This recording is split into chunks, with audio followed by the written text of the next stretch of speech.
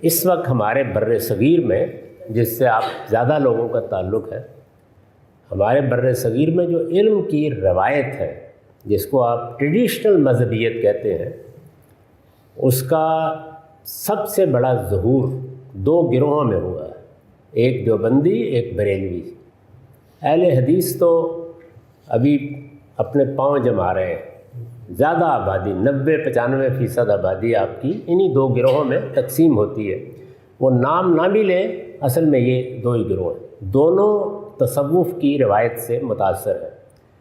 ان میں بریلوی گروہ اور دیوبندی گروہ دونوں میں نہ تصوف کے معاملے میں کوئی اختلاف ہے، دونوں حنفی ہیں، نہ فقہ کے معاملے میں کوئی اختلاف ہے، دونوں اشعری ماتریدی ہیں، نہ علم کلام کے معاملے میں کوئی اختلاف ہے، یعنی کوئی اختلاف نہیں ہے۔ اگر آپ غور کریں تو صرف کلچر کا اختلاف ہے، اور اس کے اوپر ہنگامہ ہوا رہتا ہے۔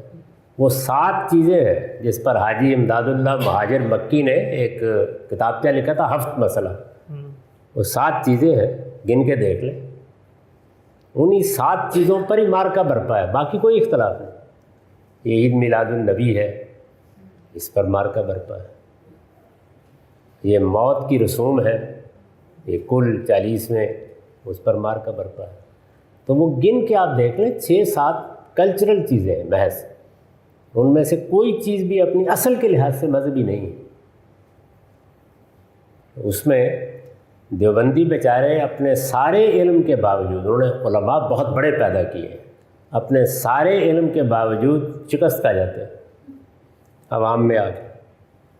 کیوں؟ اس لیے کہ وہ کلچرل مسائل ہیں جو احاطہ کیے۔